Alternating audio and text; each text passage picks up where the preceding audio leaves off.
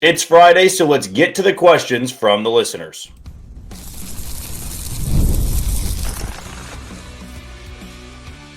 You are Locked On Royals, your daily Kansas City Royals podcast. Part of the Locked On Podcast Network, your team every day. Thank you for tuning in to another edition of Locked On Royals and the Locked On Podcast Network. I'm your host, Jack Johnson, where you can find me on Twitter at JohnnyJ_15. That is at JOHNYJ_15. And you can listen to us on wherever you download your podcast. That can be Spotify, Apple Podcast, Amazon Music, Google Podcast, Odyssey, and YouTube. Just be sure to hit the follow button and subscribe. Always a fun first episode for people that are tuning in for the first time because it's a Mailbag Friday and we dedicate the entire episode to you. But if you want to know more about this channel, what to expect even during the off season, we come to you Monday through Friday, 30-minute episodes in length. And during the season, we have the Locked On Royals postcast, which is hosted by Chance Lebo, where he goes to you live for about 15 to 20 minutes after the game. Before we dive into your questions on both Twitter and YouTube, want to tell you that today's show is brought to you by FanDuel. Right now, new customers can bet just $5, and if your bet wins, you'll get $300 in bonus bets to use across the app. So download the FanDuel app today. One last reminder that if I miss anybody's question, I've done it before, and I'm sure I'll do it in the future again, just because we get so many questions, both on YouTube and Twitter. If I do miss it, just respond to this video. I'll try to have it answered before the end of the weekend. But if there's a reason why it was missed, it's probably because you did not title it Mailbag Friday and then your question. Makes it much easier for me to find the notification when it's titled that, so I can separate them pretty easily. So that would be the only reason why I'd miss it, not because I'm intentionally not trying to answer your question. But we're going to kick things off on Twitter, coming from Sam. Who on the Royals is on the trade block? Who is negotiable? And who is untouchable? I'm tired of hearing Boston fans in a fantasy world with Vinny. Yeah, I don't see a world in which Vinny Pasquantino is dealt. It just wouldn't make much sense for the Royals to subtract one of their best hitters in the lineup to go out there and get another bat. Like, if they're going to trade somebody, it's going to be a pitcher or it's going to be a prospect. So who's on the trade block? I would say Chris Bubich, Noah Cameron, Ryan Bergert, Stephen Kolek, maybe Jonathan India, maybe Michael Massey. But those guys, the last part of that, are probably just not high-value guys. It's more so going to be the pitchers and guys that are in the rotation. And then untouchables, I mean, Bobby Witt Jr. to me is really the only untouchable, but they've also come out and said they're not trading Cole Reagan, Seth Lugo, or Michael Wacha. So the only guys that I feel have a real high likelihood of getting dealt, it's either going to be Noah Cameron or Chris Bubich, in my opinion. And I said yesterday, I feel it's likelier that Chris Bubich would be dealt over Noah Cameron. This one is coming from Bryce. Could the Royals trade for Brendan Donovan and just place him at second base, then use the money for a free agent left fielder or center fielder like Grisham or Bader? I would say that if they did acquire Brendan Donovan, I wouldn't rule it out that he becomes the left fielder and then they were to sign Adam Frazier and then run a platoon situation at second base with India and Frazier. But I don't see a world in which they would fork over the resources to bring in Donovan and then spend a lot of money on Trent Grisham. Harrison Bader could still make a lot of sense, and I've read multiple articles where the Royals seem like the best fit for him. He'd just more so be of a platoon bat with Kyle Isbell and then Jack Caglione in center and in right field. But to get one of those big names, if they were to acquire Brendan Donovan, I would say that it's not as likely, but I'm also not going to say it's impossible. I'm very fascinated to know who all is on the big board for JJ Picollo and guys in the front office. This one is coming from Bryce again. Favorite AL/NL park you visited and a few you want to cross off your list. Favorite NL park by far and away, and my favorite park in general, is Oracle Park in San Francisco. Really not a close second, in my opinion. I mean, I'd say it's my favorite stadium, period, of all the sports out there. So that's going to have to be the National League side. On the American League side, Target Field is gorgeous in Minnesota. If you have not had the chance to go watch a game out there, absolutely flawless. Angel Stadium, right, in Anaheim is another one that's very picturesque. I've been to Dodger Stadium as well. That one's very scenic and very historical. Ones I want to cross off for sure would be PNC in Pittsburgh. That's a no-brainer. One that just has always stuck with me, and I don't believe it's one of the greatest stadiums out there, but Chase Field in Arizona. something about like a retractable roof. I'd probably throw Miller Park in there as well. I know it's named American Family Field now, I believe is what it's called. But both of those with the retractable roof, I really do want to see, and I want to check it out just because I'm curious, really. I don't believe they're the top of the top, right? The best ballparks in baseball, but they look cool on TV, and I think those are a couple that I want to cross off my list here in the near future. Love the question, though. This one is coming from RB. One more. How about a big return for Bubic and Mitchell bring? Or what would a big return bring for Bubic and Mitchell? Would that be Duran? I would say Bubic and Mitchell could get them maybe Brendan Donovan. Jarren Duran, it probably would still cost a little bit more. You might be able to get Wilyer Abreu in a deal like that. Taylor Ward likely as well. And I could see the Angels asking for a little bit more with Joe Adell, but not much more. It wouldn't be a prospect that would be in their top 10, in my opinion.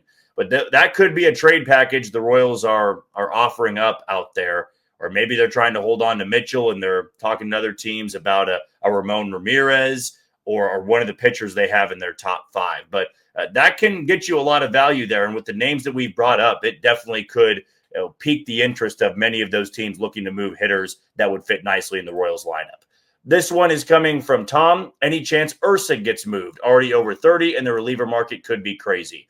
I wouldn't say in the offseason. If the Royals are in a position where a Steven Cruz has emerged and Lucas Ursig is still pitching at a high level, but you have that flexibility to move him for another bat, you could look into it. But I don't get a sense that they want to, because he's still cheap and under team control for a handful of more years.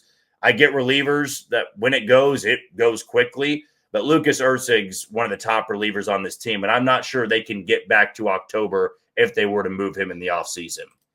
This one is coming from Matt. In your mind, is there any non-trade prospects in the Royals system?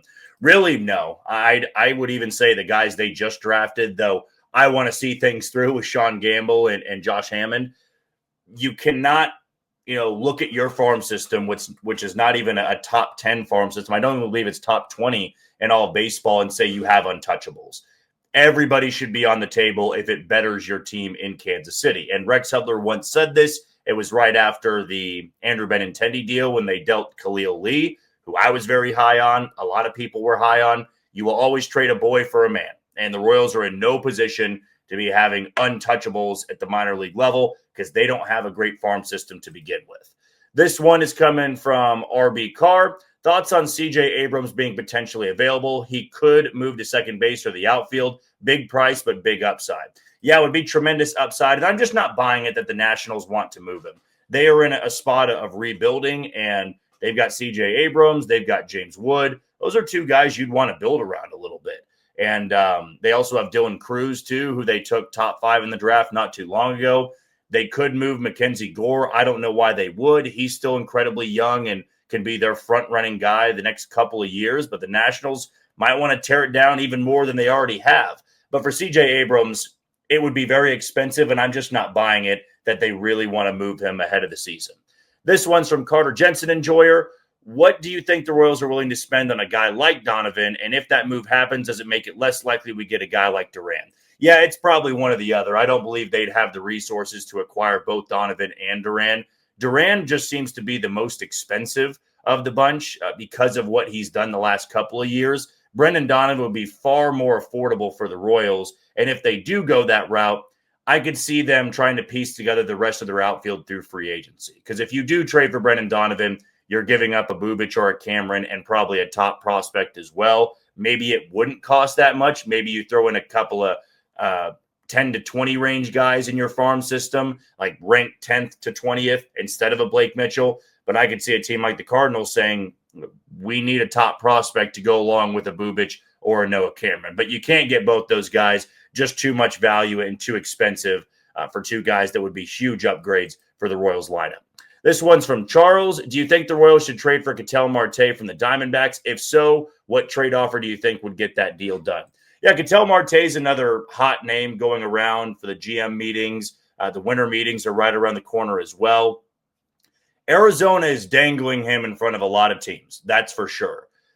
I know that he is going to cost an arm and a leg. And the hang up here is that he's making a lot of money. He's on a big-time contract. He's over the age of 30. would be a home run type of pickup, but it would cost you a lot, not just player-wise. You'd have to take on a large chunk of that contract, in my opinion. That's the only reason I could see Arizona staying motivated to move him, so that they could get some talent in return and not have to worry about that contract anymore. But most teams, when it comes to a big contract, they'll say, we'll give you a top prospect or two, but you're going to have to, eat a chunk of that money. We're not going to pay the entirety of that contract. And so that's why I believe that a team in the National League looking to compete with the Dodgers might be more aggressive in going after Marte.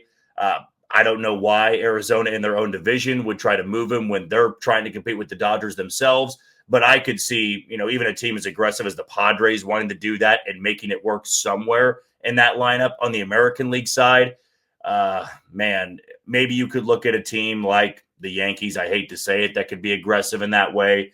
But for the Royals, it seems unlikely they would have the resources that Arizona would want to make a move like that. And I'm not sure that J.J. Picollo and company want to take on a contract as good as Ketel Marte is and would be in the Royals lineup.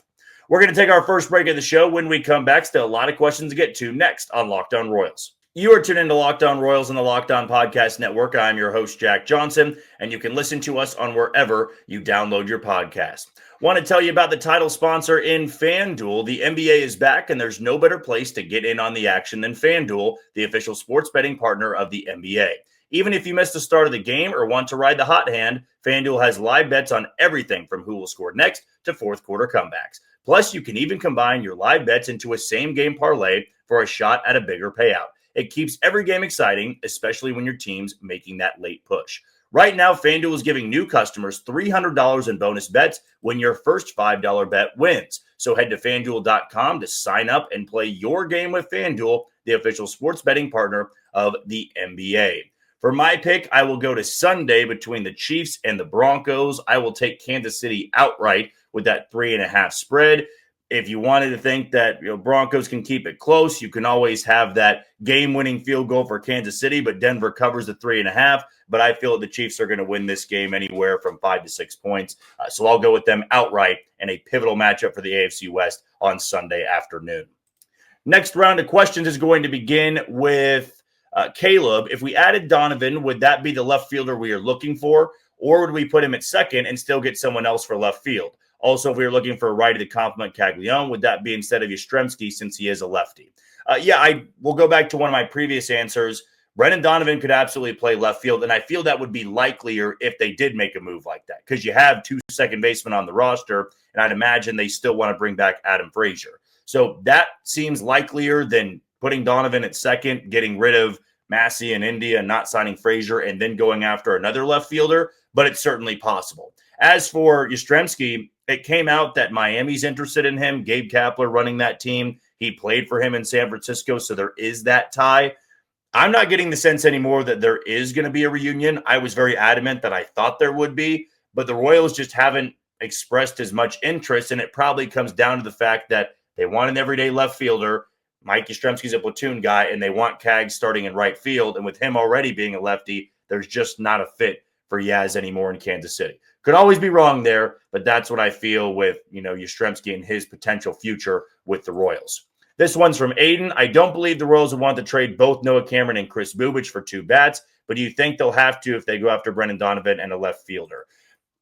It's going to be one or the other in terms of Donovan or the outfielder. I don't see them trying to make 2 trades for Donovan and the Taylor Ward or a Wilyer Abreu or Jaron Duran. I don't see that being likely. If they trade Chris Bubich away, they're hanging on to Noah Cameron. They're not going to rip apart that rotation just to get those 2 bats. I could see a world in which they trade for a Donovan or they trade for one of the outfielders, and then they try to fill the hole in free agency. But I don't see them being that aggressive in the trade market and trading away 2 guys that you still, hold in very high regard for your rotation. But I wouldn't worry about them trading both those guys.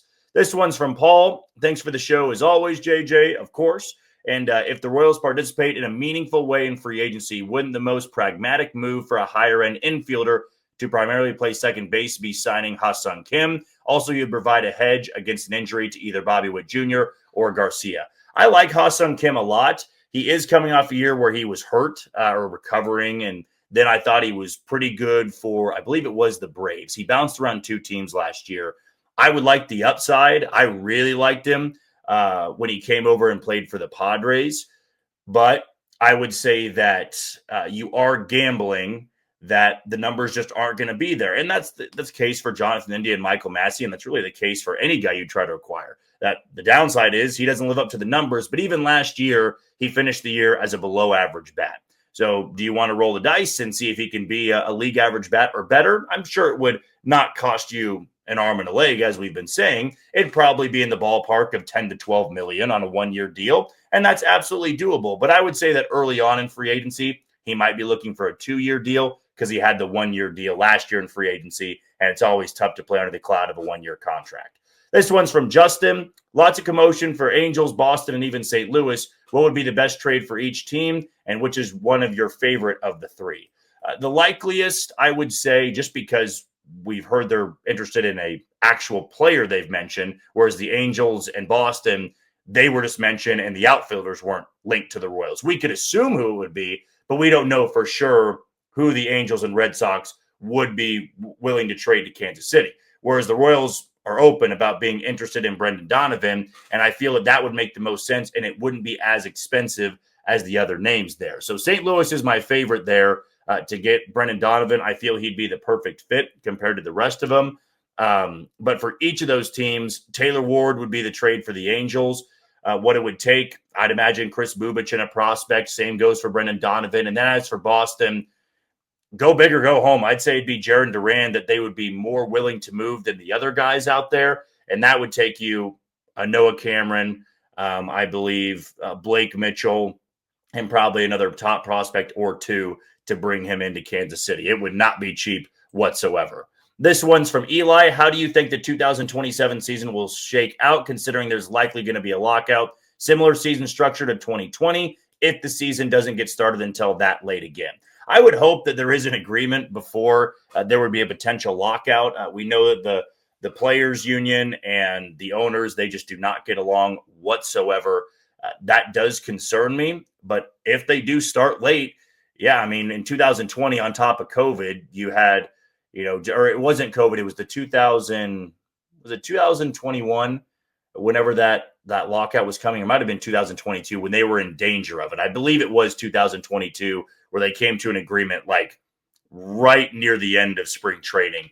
But I do feel confident that something is going to be worked out because we're so early to this. I mean, we're talking about a lockout in 2027, and though it's closer than we think it is, it's still pretty far away for something to get done there. So I have the confidence, but I wouldn't rule it out that it'd be some sort of weird season schedule if they don't get started when they're supposed to, which is the end of March.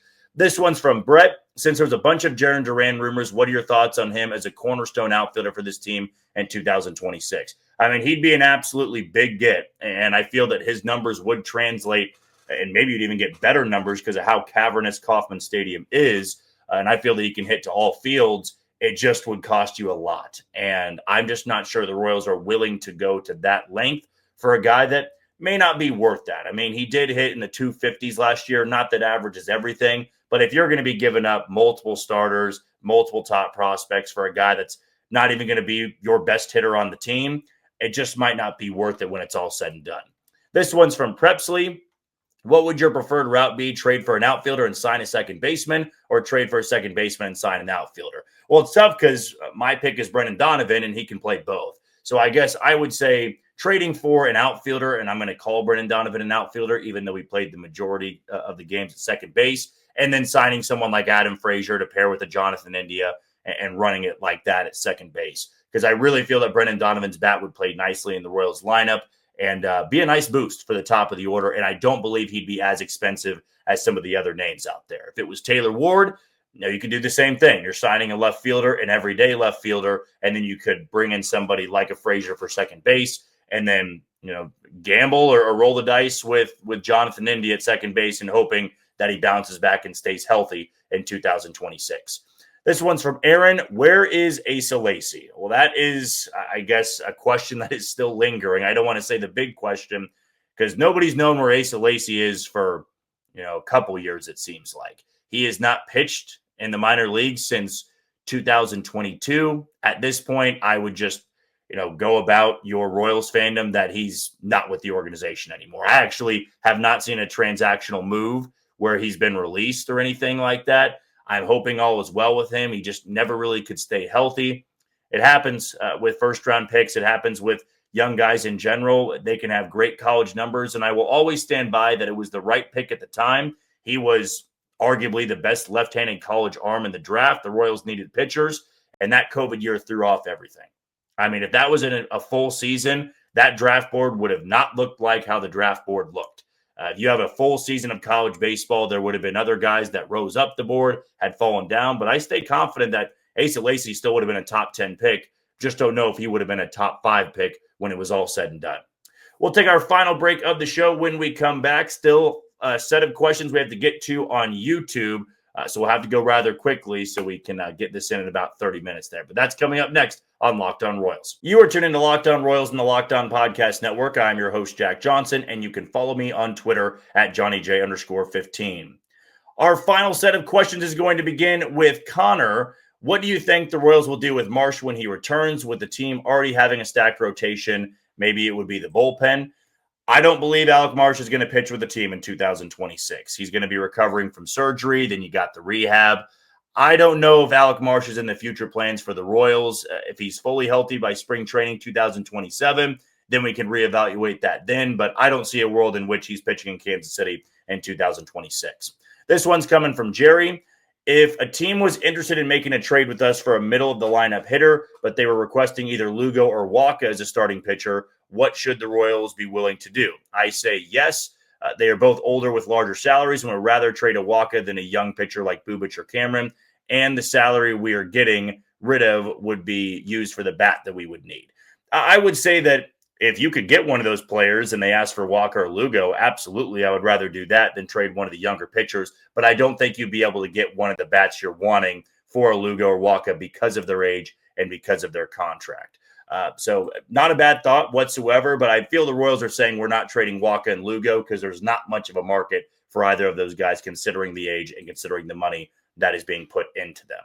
Let's jump over to YouTube. This one's from Logan. What unsung moment in recent Royals history comes to mind for you? For me, it seems so insignificant in the grand scheme of things, but Josh Willingham's bloop hit in the 9th inning of 2014 wildcard game likely saved the game, and Yos's tenure and the 2015 outlook. Yeah, that's a play I will always remember. I would say that it's not insignificant whatsoever. If he pops out there, I don't believe the Royals rally for that run in the 9th inning. I mean, that really set the tone. Got Gerard Dyson out there, was bunted over, stole third, and scored on Nori's sac fly. All just so fundamental, good small ball in that 9th inning by the Royals. But I'm going to go to one that always comes to mind just because I want to keep it postseason related. The drop pop-up in Game 2 of the ALCS against Toronto. They were down 3. David Price was rolling. Zobrist pops it up behind second base. Actually, former Royal Ryan Goins. He thinks Jose Bautista calls it, gets a little bit skittish because he hears the footsteps, and it drops, and then they rally for 5 runs in that inning. And that was the theme of the 2015 Royals. They were just able to be so relentless. And that's one moment I always remember where does that series go differently if the Blue Jays find a way to win Game 2? Because they ended up winning 2 of 3 in Toronto, which would have then given them a 3-2 lead coming back to Kansas City for Game 6. This one is coming from female Casey Royals fan. Would the Royals consider going after Harrison Bader? Absolutely. I mean, Harrison Bader is somebody that could be a platoon bat. He might want a little bit more. And I will say this, that J.J. Piccolo in that article from Mark Feinstein said, we don't want to overpay for a platoon bat, but that might be the market that we have to be in because they want to have good bats out there that can complement a Jack Caglione and Kyle Isbell. So if Harrison Bader says, I want a 2-year deal worth $24 million, maybe you do pay that because you're going to have a good right-handed bat for right field and center field. I feel he'd be a really good fit for the Royals. And if they went out there and traded for a Donovan or a Taylor Ward and then brought in Bader and then brought in some other utility depth guys, I would really be pleased with what the Royals did in the offseason. Bryce's question, would it be possible for KC to get both Donovan and an outfield bat? Yeah, so we've had a few of these just like that. I would say that if the outfield bat is a Harrison Bader, then possible. Because I don't believe Harrison Bader is going to cost that much. But a Trent Grisham, Cody Bellinger, no, I don't see that being very likely for the Royals.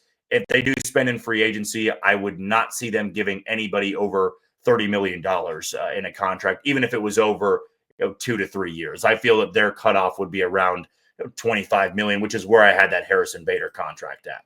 This one's from Logan. If you could get a realistic duo of bats this offseason, who would it be? I think we all know we need more than one impact bat to get over the hump. Example, Harrison Bader and Brendan Donovan. At least that's who I think you were trying to mention there. That would be a nice pickup. I also would love the idea of an Austin Hayes or Rob Refsnyder to be a platoon bat in right field.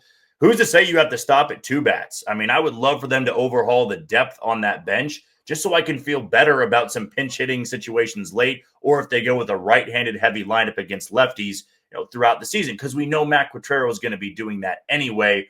I would like for that bench to be overhauled because that bench was just ghastly in terms of production late in the 2025 season. This one's from Steve.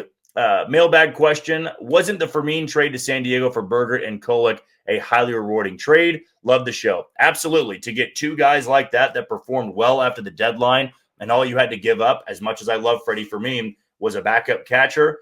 That's tremendous value. I mean, it'd be one thing if those guys were, under team control for another year, but Ryan Berger has, I believe, 4 or 5 years of control. Stephen Kolek is not a free agent until 2030, I believe. So you feel really good about that move. And now they've got what they didn't have the last 2 years, which was depth for the starting rotation. This one is from RT. Houston has a log jam at corner outfield. Rumors are they might non-tender Jesus Sanchez. Would you trade for him? Bailey Falter for him seems like a win-win. Jake Myers is also getting squeezed. Probably not the big move they're looking for, but at that price, it would be right for one of them to fill one of the huge holes on this team. Jesus Sanchez was a name that I liked at the trade deadline last year. I don't believe he put up that great of numbers with Houston. He is going to strike out a lot. Jake Myers has incredible speed. I'm not sure if Bailey Falter would be a good win-win for both sides unless the Astros really see something in Bailey Falter. But I'm not sure really anybody does at this point anymore. Those numbers were awful when he came over from Pittsburgh to Kansas City. So I would say that you can look into it for sure, but it would have to be a depth piece, as you were pointing out. I'm not trying to say that you were calling that the big name bet because you said that verbatim in your comment. So I would say of those 2, Jake Myers makes a little bit more sense because I really like his defense and I really like his speed, and I think that would play well at Kauffman Stadium.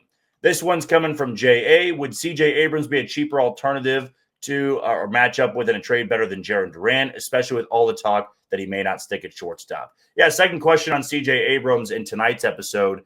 He may be more expensive than Jarren Duran because he's so young. He's coming off an all-star year, and he's not a 5-tool player, but he's really exceptional in a lot of ways. Jarren Duran is as well, but he's got the years of control where Jarren Duran, he's only got a few more years of control. Might just be 2 now that I think about it. So with C.J. Abrams, because of his age, the years of control, the year he's coming off of, the Nationals will not be asking for anything less than probably multiple starters and multiple top prospects because there's no other reason to trade him unless you're getting that in return. Boston, not sure you have the leverage when you've got an outfielder that's nearing his age 30 season there. But I just don't see a world in which the Royals and Nationals would match up because the Royals don't have enough to offer considering their farm system is bottom 10 in all of baseball.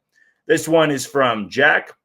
Why shouldn't the Royals go after Brenton Doyle? He is a magician in center field, and in 2024, he was a really good hitter. Plus, the Rockies aren't known for demanding a lot in trades. I don't know. It seems like a no-brainer. It's funny because when we see these fits, we're like, it's a no-brainer, right?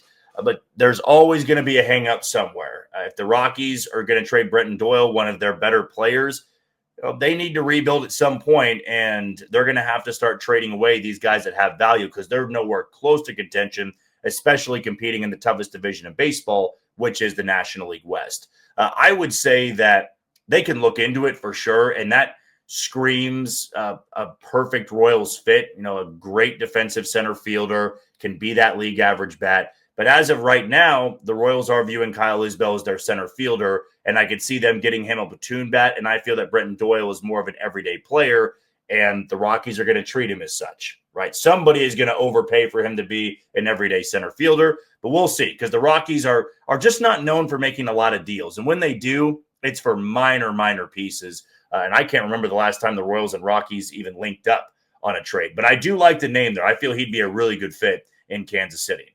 This one's from Jet. Why aren't the A's a trade partner we are talking about? They are desperately needing another consistent starter and have a lot in that crowded outfield. Moving one of their 5 that come to mind, Brent Rooker, Lawrence Butler, Tyler Soderstrom. You have Denzel Clark and J.J. Bleday. It seems like a no-brainer for them. Clark and Bleday wouldn't be much of an upgrade, but I'm sure there would be more involved. The A's are a team that you can look to because if they have an average rotation next year, they'll be a playoff team. That offense is too good. And in that ballpark, they're nearly unstoppable. But I would say the only guys that move the needle for me of the ones that are mentioned, I mean, Brent Rooker for sure. Soderstrom is pretty intriguing. And then Lawrence Butler. But I don't see them moving Butler. Don't see them moving Soderstrom. And Brent Rooker seems to be now an A for the rest of his career. But I could see them maybe calling about it. They've made deals before. Of course, the Lucas Erceg deal back in 2024. But I don't believe the A's would be cheaping any of those guys out. I feel that it would take, maybe even a Bubic and Blake Mitchell, and then maybe one of your top pitchers like a Ben Cooter in the system. And it's all about, are you confident in making a deal like that? Lawrence Butler had a bit of a down year last year, but still has tremendous upside. And the A's in general feel like they have a really good core in place. And I don't see them wanting to move any of those guys out of their core, even if their outfield is a bit crowded. This one is from Jet. Understandably, we need to add an outfielder, but these Ketel Marte rumors are interesting.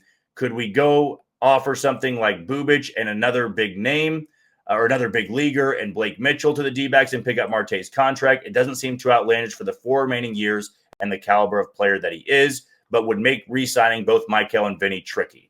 I would say for Ketel Marte, yeah, that does influence giving Michael and Vinny an extension. Ketel Marte is 32 years old. Still would be a great, great bat for the Royals, but it feels that there are just more affordable and likelier options for them. I feel if the Diamondbacks are going to move him, which I'm not sold they will, I could see them just dangling his name, and then they're going to see how the first half of the season plays out. But I just don't see the Royals really being in the running for Ketel Marte. What you bring up is a fantastic point about it only being 4 more years, taking on a chunk of that contract, maybe to not give up as many top prospects or top players in your system. But I don't see the Royals wanting to make that work. I feel they would rather, go after somebody that's cheaper, multiple years of control, and is a little bit younger. But very fair question. We've had a lot about Ketel Marte in this episode tonight. Want to make sure that I'm not leaving anything out. Believe the last one is coming from Armageddon Sports. Trade proposal. Royals get Ketel Marte and his entire contract. Diamondbacks get Noah Cameron, Blake Mitchell, Daniel Lynch, or Angel Serpa, and Michael Massey, and a player to be named later. No, surprisingly, I think that's too much. I don't know if I would give up 5 to 6 players for one and that contract. As much as I like Ketel Marte, as I said previously, I would just take a more affordable bat that might be a better fit in Kansas City. Again, if I missed anybody's question, just respond to this video, and I'll be sure to have that answered by the end of the weekend. But that's going to do it for another edition of Locked On Royals and the Locked On Podcast Network. I've been your host, Jack Johnson. Thank you for making Locked On your first listen every day. For your second, find the all-night Locked On MLB Game Night. Every game, every night, until a World Series champion is crowned. Get local analysis on a national scale and find MLB Game Night on Locked On MLB on YouTube or wherever you listen to your podcast. We'll be off this weekend unless there's any breaking news. So until Monday, you take it easy, Kansas City.